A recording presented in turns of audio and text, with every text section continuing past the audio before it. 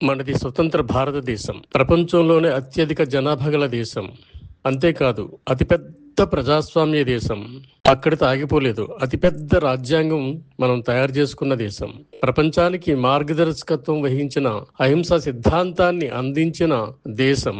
మన మహాత్మా గాంధీ సూచించిన అనేక సూత్రాలు ఏవైతే ఉన్నాయో ఆ సూత్రాలతో ప్రపంచంలో అనేక దేశాలు స్వతంత్రం పొందాయి, స్వేచ్ఛావాయువులు పీల్చుకున్నాయి. ప్రజాస్వామ్యం అంటే భారతదేశం అని ప్రపంచానికి మనం నిన్నటి వరకు చాటి చెప్పాం.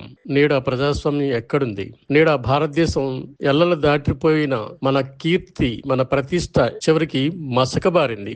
మన దేశ రాజధాని ఢిల్లీలో ఏం జరిగింది? జంతర్ మంతర్లో ఏం జరిగింది? మన ప్రజాస్వామ్యానికి పట్టుకొమ్మైన మన పార్లమెంట్ భవనం ముందు ఏం జరిగింది?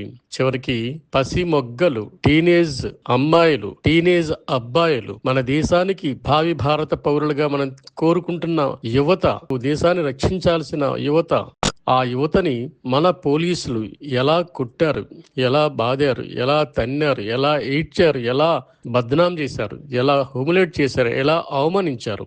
ఇది మన ప్రజాస్వామ్యం. మన మహాత్ముడు కన్న కళలు ఏవైతే ఉన్నాయో, మన రాజ్యాంగ నిర్మాత అంబేద్కర్ గారు ఏమైతే ఆశించారో అవన్నీ నిన్న కుప్పకూలిపోయాయి. ఇదే మన ప్రజాస్వామ్యం. యువతని ఇంత దారుణంగా కొడతారా? వాళ్ళు ఏమైనా రాజకీయ కార్యకర్తలు కాదు కదా, వాళ్ళేమి పార్టీ కార్యకర్తలు కాదు కదా. వాళ్ళు అంటున్నది ఏంటి? వాళ్ళు అడుగుతున్నది ఏంటి?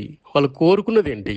సింపుల్. ఒక విద్యా వ్యవస్థ సన్నగిల్లిపోతున్నప్పుడు, విలువలు నాశనమైపోతున్నప్పుడు, విద్యా వ్యవస్థ కూలిపోతున్నప్పుడు, దేశం భవిష్యత్తు అంధకారంలో చుట్టుకుపోతుందన్న భయం ఉన్నప్పుడు ఆ విద్యా వ్యవస్థని కుప్పకూల్చిన ఆ ఎవరైతే ఒక మంత్రివర్యులు ఉన్నారో ఆ మంత్రివర్యులు రాజీనామాను మాత్రమే కోరారు. వాళ్ళు నీట్ 22 లక్షల మంది రాసిన నీటి పరీక్షని లీక్ చేస్తూ ఆ యువతని దుర్భర పరిస్థితులు నెట్టిన భారతదేశ రాజకీయ వ్యవస్థ ఏదైతే ఉందో ఆ వ్యవస్థని ప్రశ్నించారు వాళ్ళు. అది వాళ్ళు చేసిన తప్ప. దానికి ఇంతలా కొడతారా? దాన్ని ఇంతలా అవమానిస్తారా యూత్ ని? ఈ రోజు మన ప్రధానమంత్రి గారు ఏమన్నారు? పాపం చేశారట, నీటి పరీక్ష లీక్ చేసిన పాపాత్ములట, అట్లాంటి పాపాత్ములు క్షమించకూడదట. మరి అదే కదా ప్రశ్నించారు యువత నిన్న పార్లమెంట్ ముందు, జంతర్ మంతర్ ముందు. ఆ పాపిస్టులే కదా రాజీనామా చేయమంటున్నది. డియర్ ప్రైమ్ మినిస్టర్ గారు, మేం కోరుకోకూడదు అదేనండి.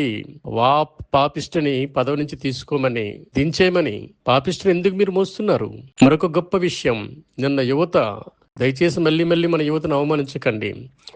వీళ్ళు నేపాల్ ఉద్యమంతోనో, బంగ్లాదేశ్ ఉద్యమంతోనో, శ్రీలంక ఉద్యమంతోనో పోల్చకండి వీళ్ళని. వీళ్ళు హింసాత్మక చర్యలకి ఏ ఒక్కరు కూడా పాల్గొనలేదు. ఏ ఒక్కరి ఆస్తిని కూడా ధ్వంసం చేయలేదు.